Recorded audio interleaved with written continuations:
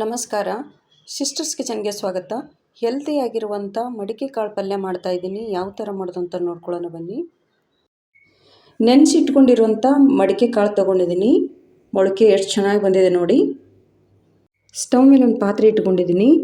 ನೆನೆಸಿರುವಂಥ ಮಡಿಕೆ ಕಾಳು ತೊಗೊಂಡಿದ್ದೀನಿ.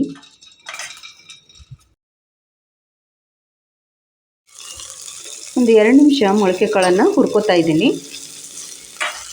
2-3 ನಿಮಿಷ ಮೊಳಕೆ ಕಾಳನ್ನು ಹುರಿದಿಟ್ಕೊಂಡಿದ್ದೀನಿ. ಇದನ್ನು ಇನ್ನೊಂದು ಪಾತ್ರೆಯಲ್ಲಿ ಎತ್ತಿಟ್ಕೋತಾ ಇದ್ದೀನಿ. ಮಿಕ್ಸಿ ಜಾರ್ ತೊಗೊಂಡಿದ್ದೀನಿ. ಸ್ವಲ್ಪ ಹುರಿದಿರುವಂಥ ಶೇಂಗಾ ಹಾಕ್ತಾಯಿದ್ದೀನಿ. ತುರಿದಿಟ್ಕೊಂಡಿದ್ದೀನಿ ಒಣ ಕೊಬ್ಬರಿ, ಸ್ವಲ್ಪ ಬೆಳ್ಳುಳ್ಳಿ, ರೆಡ್ ಚಿಲ್ಲಿ ಪೌಡ್ರ್ ಹಾಕ್ತಾಯಿದ್ದೀನಿ. ಅರ್ಧ ಸ್ಪೂನಾಗಷ್ಟು ಧನಿಯಾ ಪೌಡ್ರ್ ಹಾಕ್ತಾಯಿದ್ದೀನಿ. ಸ್ವಲ್ಪ ಜೀರಾ ಪೌಡ್ರ್ ಹಾಕ್ತಾಯಿದ್ದೀನಿ.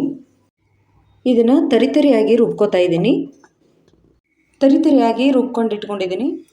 ಅದೇ ಪಾತ್ರೆಯಲ್ಲಿ 2 ಸ್ಪೂನಾಗಷ್ಟು ಎಣ್ಣೆ ಹಾಕಿದ್ದೀನಿ. ಸ್ವಲ್ಪ ಸಾಸಿವೆ ಜೀರಿಗೆ ಹಾಕ್ತಾಯಿದ್ದೀನಿ. ಸಾಸಿವೆ ಜೀರಿಗೆ ಎಲ್ಲ ಚಟಪಟ ಅಂತ ಇದೆ. ಈರುಳ್ಳಿ ಹಾಕ್ತಾಯಿದ್ದೀನಿ.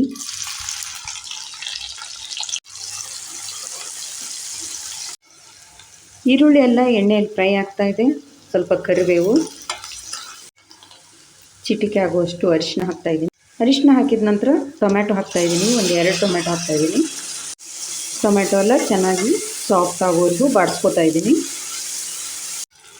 ರುಚಿಗೆ ತಕ್ಕಷ್ಟು ಉಪ್ಪು ಹಾಕ್ತಾಯಿದ್ದೀನಿ.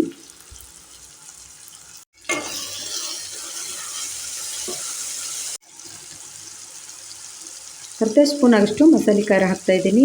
ಮಸಾಲೆ ಖಾರ ಇದ್ರೆ ಹಾಕಿ, ಇಲ್ಲಾಂದರೆ ಗರಂ ಮಸಾಲೆ ಹಾಕಿ. ರುಬ್ಬಿ ಇಟ್ಕೊಂಡಿರುವಂಥ ಮಸಾಲೆ ಹಾಕ್ತಾಯಿದ್ದೀನಿ. ಎಣ್ಣೆಯಲ್ಲಿ ಮಸಾಲೆ ಎಲ್ಲ ಚೆನ್ನಾಗಿ ಮಿಕ್ಸ್ ಮಾಡ್ಕೊತಾ ಇದ್ದೀನಿ. ಎಣ್ಣೆಯಲ್ಲಿ ಚೆನ್ನಾಗೆಲ್ಲ ಮಸಾಲೆ ಎಲ್ಲ ಮಿಕ್ಸ್ ಮಾಡ್ಕೊತಾ ಇದ್ದೀನಿ. ಎಣ್ಣೆಯಲ್ಲಿ ಹುರಿದಿಟ್ಕೊಂಡಿರುವಂಥ ಮಡಿಕೆ ಕಾಳನ್ನು ಹಾಕಿದ್ದೀನಿ.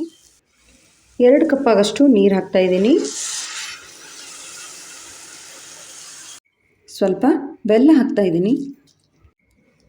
ಸ್ವಲ್ಪ ಕೊತ್ತಂಬರಿ ಸೊಪ್ಪು. ಒಂದ್ಸಲ ಎಲ್ಲ ನೀಟಾಗಿ ಮಿಕ್ಸ್ ಮಾಡ್ತಾಯಿದ್ದೀನಿ. ಇದನ್ನು ಲೋ ಫ್ಲೇಮಲ್ಲಿ 10 ನಿಮಿಷ ಕುದಿಯೋಕ್ಕೆ ಬಿಡ್ತಾಯಿದ್ದೀನಿ. ಲಿಡ್ ಕ್ಲೋಸ್ ಮಾಡಿ. ಚೆನ್ನಾಗಿ ಕುದಿಬೇಕು. ಲಿಡ್ ಕ್ಲೋಸ್ ಮಾಡ್ತಾಯಿದ್ದೀನಿ. ಇವಾಗ 10 ನಿಮಿಷ ಆಗಿದೆ. ಲಿಡ್ ಓಪನ್ ಮಾಡ್ತಾಯಿದ್ದೀನಿ ನೋಡಿ.